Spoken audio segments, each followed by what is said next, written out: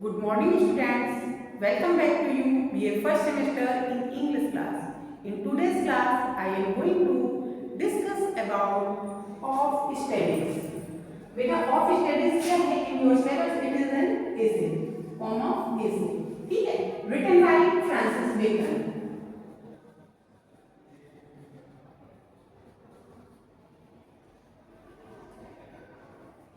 Okay, देखिए बेटे इस चैप्टर में जो हमारे बेकन हैं इन्होंने क्या बताया, इन्होंने पूरा का पूरा ये चैप्टर किसके बारे में डिस्कस किया, स्टडी के बारे में डिस्कस किया। स्टडी हमें कैसी करनी चाहिए, स्टडी से हमें क्या बेनिफिट्स होते हैं, इसका पर्पस क्या होता है, इसको लाइफ में कैसे यूजफुल किया जाता है और इसका मेन मोटो क्या होता है और किस तरह की बुक्स की हमको स्टडी करनी चाहिए, किस चीज़ से क्या डेवलप होता है, हमारी कौन सी स्किल्स स्टार्ट होती है, इन सब के बारे में इन्होंने डिस्कस किया है। देखा जाए तो फ्रांसिस बेकन की जो राइटिंग स्टाइल होती है वो किस तरह की एफोरिज्म है। एफोरिज्म इसका मीन्स क्या होता है, आप लोगों ने उनके बारे में सुना होगा, के बारे में गार्डन में साका करना, जो इनके एसेस हैं उनका रोल यही होता है बेटा। क्या रोल होता है कि कहते तो थोड़ा सा है, लेकिन अगर हम उसको डिफाइन करने बैठते हैं, अगर हम उसको एक्सप्लेन करने बैठते हैं तो कम से कम 2 लाइनें ही 2-3 घंटे में डिफाइन होती है, पूरी तरह उनको एक्सप्लेन करते हैं, इतना अंदर इंटरनल मीनिंग होता है। तो हमने आज आपको ऐसे कुछ पॉइंट्स रखे हुए इनको कुछ हम समझाते हैं इस तरह से। Studies serve 3 main purpose of study. क्या है इनका पर्पस ऑफ स्टडी?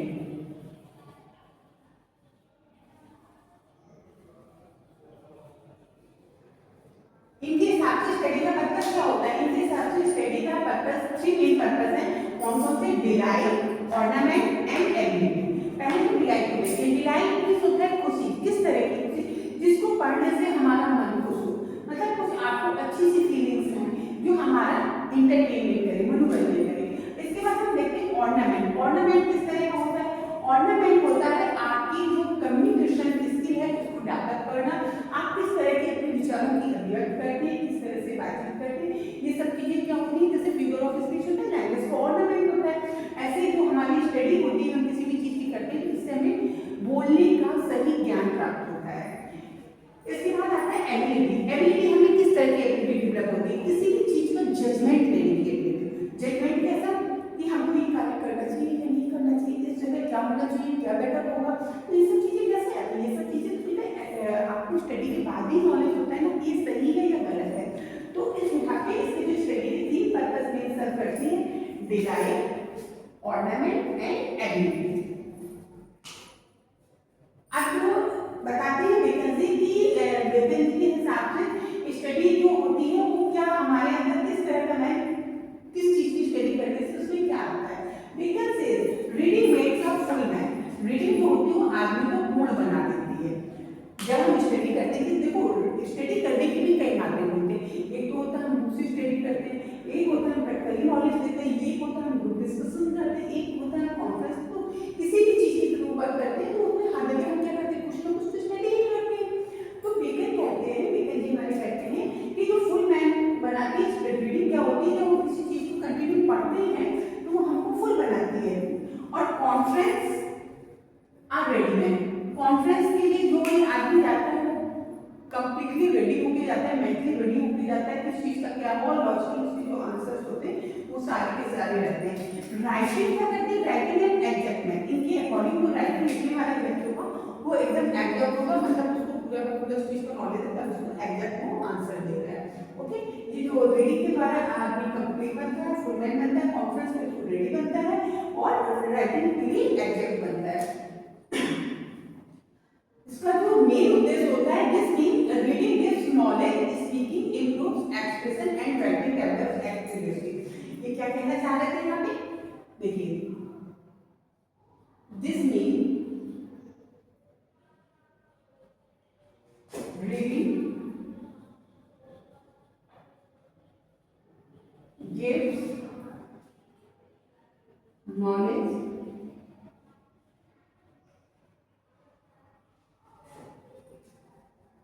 स्पीकिंग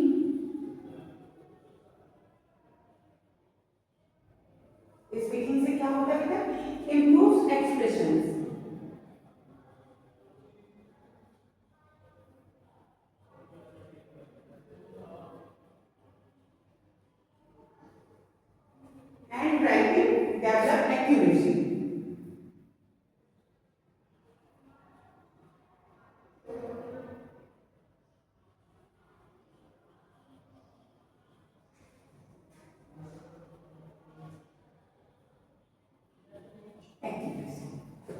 अब आते हैं इसको देखते हैं। Study should be used for practical life and wisdom, not just for display. जो स्टडी होती है वो हमको लाइफ के प्रैक्टिकली जो ज्ञान होता है वो देती, ना कि वो ये डिस्प्ले करती है कि हमको कितना ज्ञान है। हमको हर जगह ये समझना चाहिए, किसी भी चीज को हमको शो ऑफ नहीं करना चाहिए,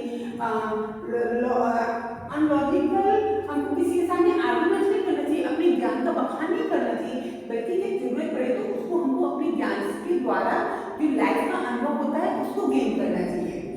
experience is also necessary to make study useful.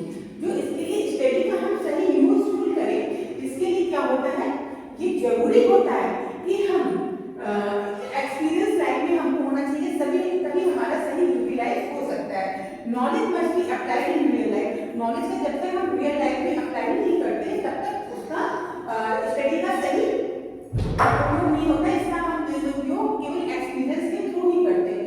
Some books are to be tasted. देखिए ये अभी बताते हैं हमें किस तरह की बुक्स, कैसे बुक्स को अप्लाई करते हैं। Some books are to be tasted. कुछ लोग क्या होते हैं बुक्स को केवल थोड़ा पढ़ते हैं और छोड़ देते हैं। सम स्वैलेड, कुछ लोग उसको चबा लेते हैं। चबाने का मतलब क्या है, उसको पूरा का पूरा अपने अंदर निहित कर लेते हैं, उसको पढ़कर पूरा उसका ज्ञान का आत्मसात कर लेते हैं। And few are chewed and digest. और कुछ क्या हम करते हैं, च्यूड चबाकर उसको डाइजेस्ट कर जाते हैं, चबाकर उसके पन्ने फाड़कर डाइजेस्ट करना नहीं होता बेटा। इसमें ये है मतलब आपने ज्ञान को अर्जित किया, उसके बाद अपने आप में आत्मसात किया और उसका इन रियल लाइफ में आपने करके उसको अप्लाई किया, उस ज्ञान को, उस अध्ययन को। देखिए और ये क्या बताए थे, जो लोग डर होते हैं, मतलब जो ज्यादा तेज नहीं होते, जो मतलब जिनका माइंड शार्प नहीं होता, उनको क्या यूज करना चाहिए, उनको मैथमेटिक्स सब्जेक्ट का ज्यादा अध्ययन करना चाहिए। जो लोग हमेशा कंफ्यूज रहते हैं, उनको क्या पढ़ना चाहिए, study of law, logical arguments की स्टडी करनी चाहिए। जो लोग हमेशा केयरलेस होते हैं, केयरफुल नहीं होते हैं उनको फिलॉसफी का अध्ययन करना चाहिए। जैसे भी उन्होंने बताया कि सब्जेक्ट को पढ़ने से हमारी कौन सी स्किल डेवलप होती है। तो बेटा आज की क्लास में इतना ही। जो हमारा पर्पस था, जो हमारे एस्पेक्ट्स थे, हमें किस तरह के बुक्स का अध्ययन करना चाहिए, कैसे चेंज करना चाहिए, कंसंट्रेशन ने जो आपको बताया है उसके बारे में मैंने आपसे डिस्कस किया था। Okay, thank you, have a nice day. I will meet you